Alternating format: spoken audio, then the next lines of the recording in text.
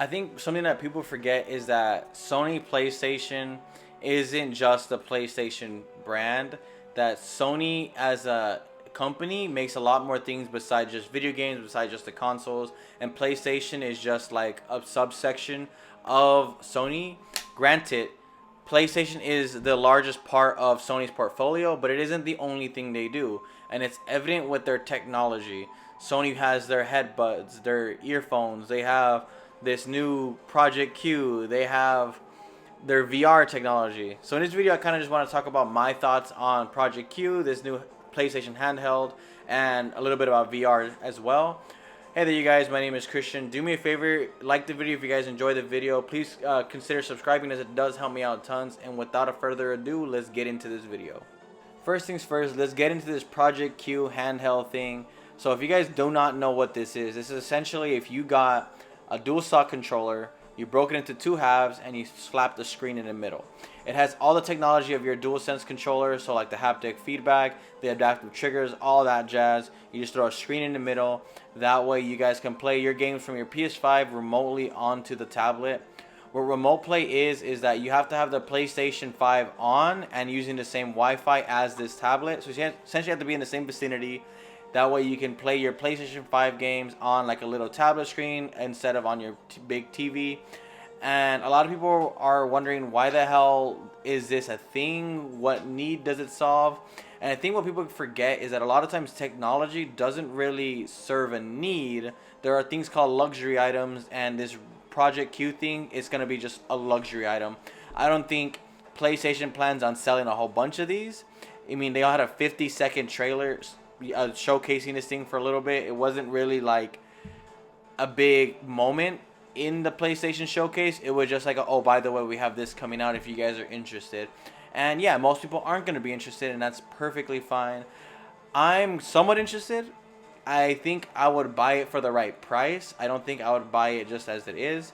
I understand there's a lot of other things on the market that can already do remote play, like your phone, like Steam Decks or GeForce Now or whatever the hell other technologies. Yes, they all can do what this Project Q is doing, probably even better sometimes, but it doesn't look like it matches the ecosystem. So I think that's one of the things that, like, if you notice everything that PlayStation does, from their VR2 to the Project Q to even like their Project Leonardo, their access controller, all of them have the same aesthetic and same vibe, so that if you put them all on a shelf together, they all look the same. It's similar to like Apple products. They all have that same Apple logo. They all have the same kind of vibe and energy. That way, when they're all connected, it feels like it's all one brand, and that's what PlayStation's trying to kind of do with their random tech. Again, they're not anticipating everyone buys all their accessories.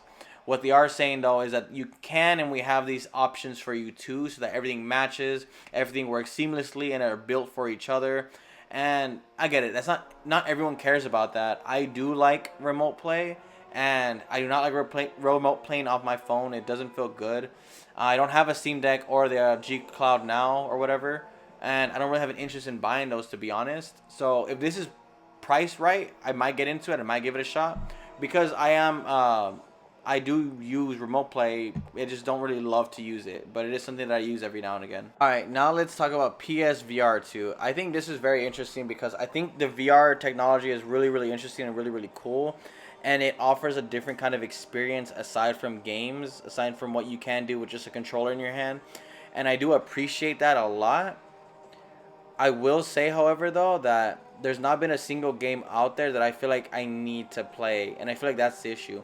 I see a lot of these games and they look kind of cool and interesting, that like I would get into them if I had a VR.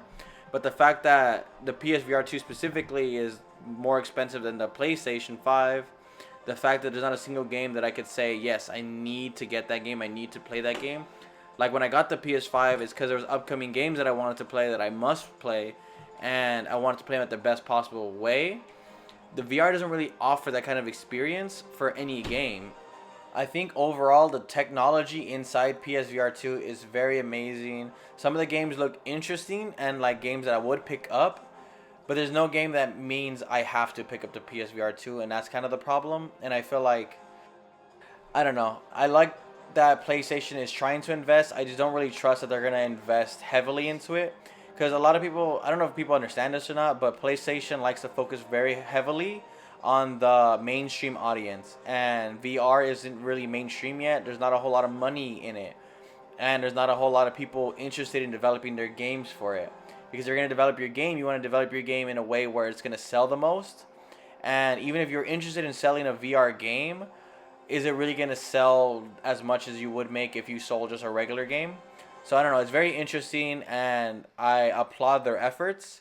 Maybe one day if they bring out like a killer game, a game that I must buy, then I'll invest into the ecosystem of VR. But currently, right now, there's just nothing really too appealing that makes it a necessary purchase. Anyways, those are my final thoughts on some of PlayStation's accessories, from the Project Q to their VR2. Let me know down below if you guys agree or disagree. Like the video if you guys like the video, and I'll see you guys on the next one.